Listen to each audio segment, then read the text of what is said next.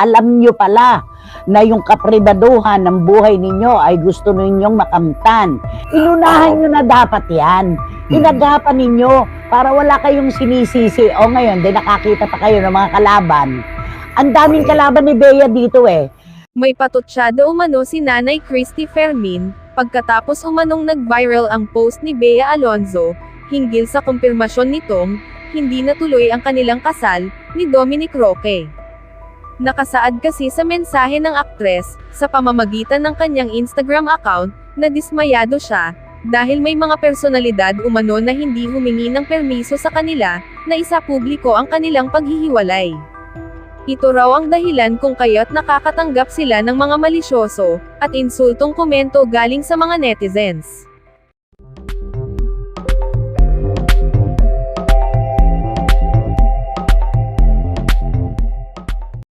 Isa umano sa nag-react ang showbiz columnist na si Christy Fermin, dahil aminado naman itong ibinulgar niya, na lalaking politician umano ang nagbigay ng kondo kay Dominic Roque. Hindi nagustuhan ni Nanay Christy ang pahayag ni Bea, kaya't may patutsada ito sa dalaga. Kasalanan daw ng aktres at ni Dominic, na naunahan sila sa pagbabalita ng kanilang naunsyaming relasyon, dahil puro raw ito pakyot, samantalang todo parinig naman ang bawat kampo, gaya ng Hustler, Wolf in Sheep's Clothing, at iba pa. Narito at pakinggan natin ang pagtatalak, at mga patutsada ng showbiz columnist na si Christy Fermin.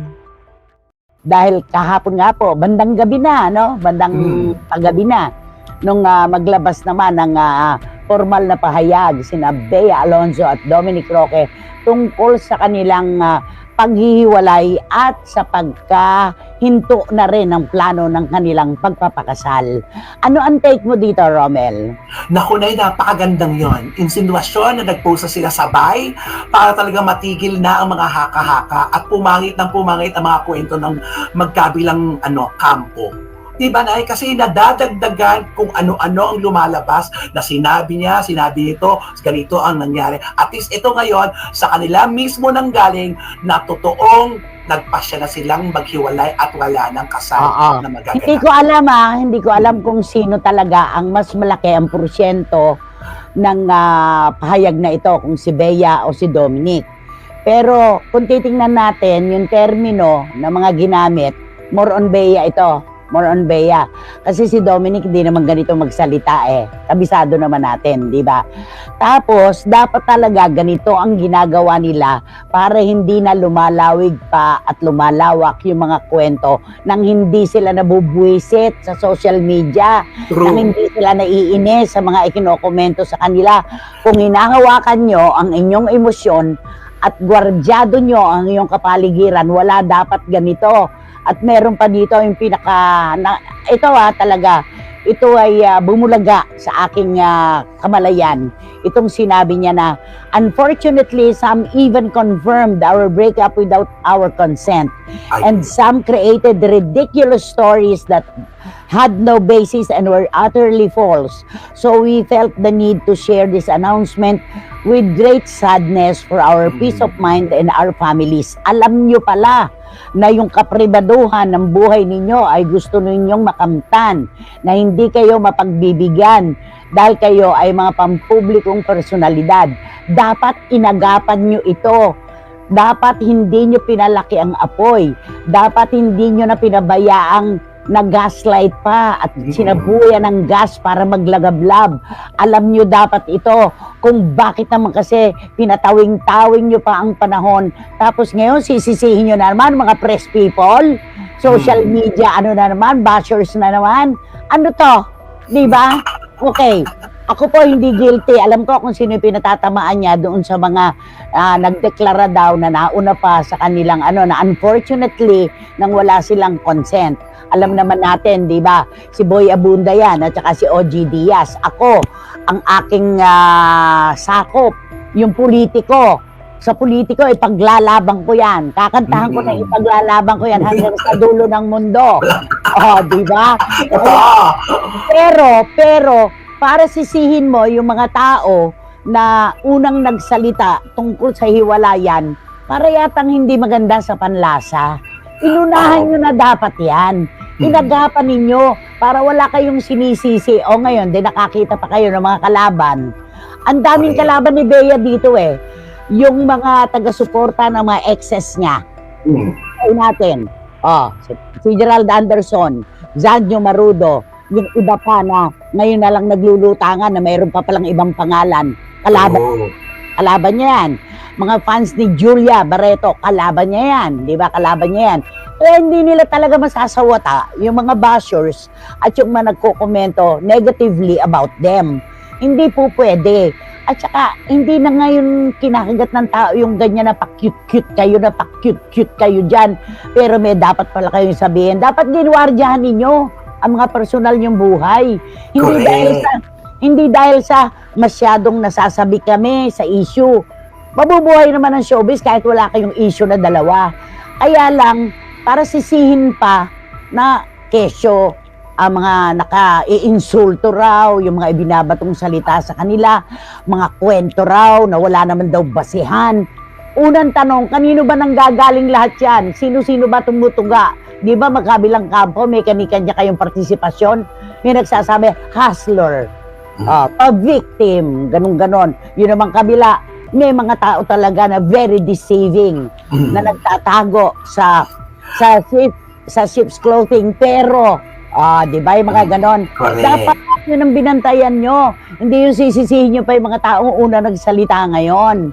Dapat bantay, sarado nyo talaga yan. Hindi tama yung ganyan. Negative ang dating nyo dyan. Sa akin lang opinion ko negative ang dating nyo dyan.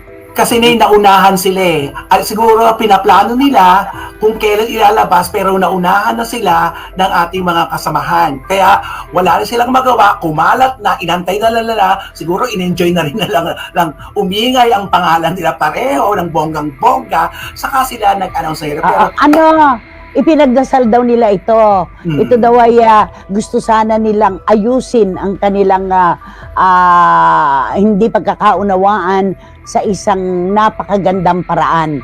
Pero nangauna na nga raw yung mga tao na nagdeklara nang wala silang permiso, nang wala silang kumbaga pahintulot, ganon.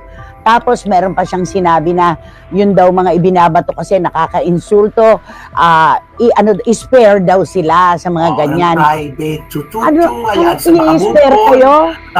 I-spare kayo? Hindi ba? Mga pampublikong figura nga kayo, public figures kayo.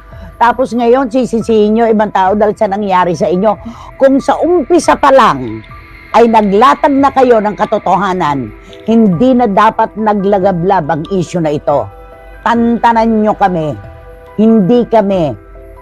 Isa ka rin Bea Alonzo isa ka rin Di ba? Okay. Oo. Sabi na pa maapula ang mga apoy, nagkalat na.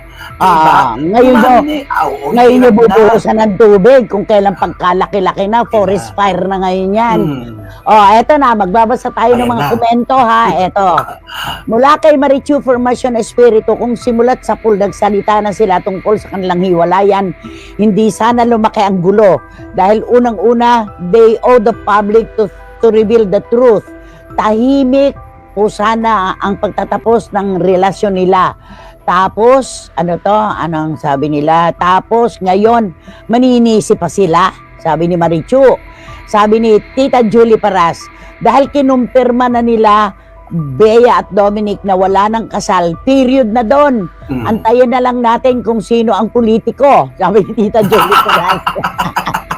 talagang Yon. Ayan. Naku, pati mga pintor na Pilipino, mga Marites, Jun Morondos, Joe Florendo, Louis Tolentino, Bay. Di ba talaga naghihintay din sila. Eto pa, si Neneng Totot Gensoli ng LA, tutok na tutok. Siyempre pa, aba naman. Yan ang mga kwento ngayon Eto na, ang rampadorang reyna ng Sydney, Australia. Yan nanay, kayo nang may kasalanan. Sabihin nyo na kay Bea, spare the media. Mapapaisip ka rin may issue din siguro talaga yung girl, sabi niya ganon. Ayan, sino may kasalanan? Mga press people, mga bashers, mga vloggers, mga nagkokomento sa social media, nagbabalita sa social media, yan na ang may kasalanan. Naghugas kamay na itong tambalan na ito na naunsyami ang kasalan, di ba? Nako, pababa na ang pandemya, tama na, hugas kamay. Ayan. Okay. Sabi ni Tita Nene Olanday, mainam na rin yung nagdesisyon na silang maghiwalay kaysa naman sa ikinasal sila pero hiwalay agad. Tita Nene, old issue na po itong inyo. May bago na pong bagong issue na pinag-uusapan. Ayan. Ang sabi daw, ang politiko daw ay si Chubachanes. Sabi ni Neneng Putot Gensoli, wait ka lang. Relax ka lang. Diyan ka lang. Ayan.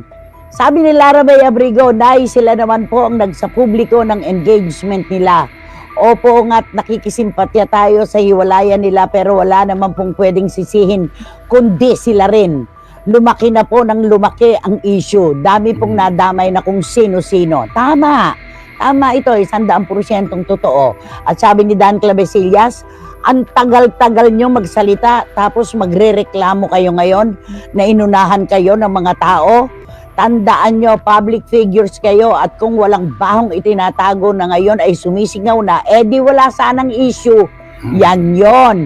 Ano pa nga ba ang dahilan ng breakup nyo? Kalat na na-discover mo, Bea, na may skeleton in the closet ang ang chuchu mo. O, di ba?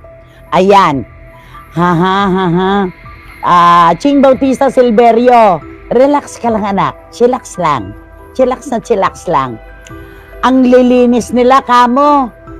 Pasalamat sila, naging relevant sila na ma-maintain ang premium nila. Dapat nga mag-thank you pa sila sa media for the free publicity. Sabi ni Catherine Amos, di ba? Tulad dito nung sinasabi natin, Romel, ine-enjoy nyo yan eh. Di ba? Okay. Siguro masama talaga loob nyo dahil masakit ang puso nyo. Pero ini-enjoy nyo yan. Hay nako, Boy si Karagay, wala siyang nasabi. Maganda ang painting sa likuran ko. Ayan na, bukas na ang tindahan. Ayan na po. Ito yung kay John. Ito yung kay John. Gusto ko to. Ngayon, pagkatapos ng mahabang panahon, magsasabi kayo na wala na. Hindi na talaga matutuloy ang inyong kasal. Warak na ang engagement. Kung noon nyo sinabi yan, maaapula nyo pa ang apoy ngayon. Ang dami nang nadamay.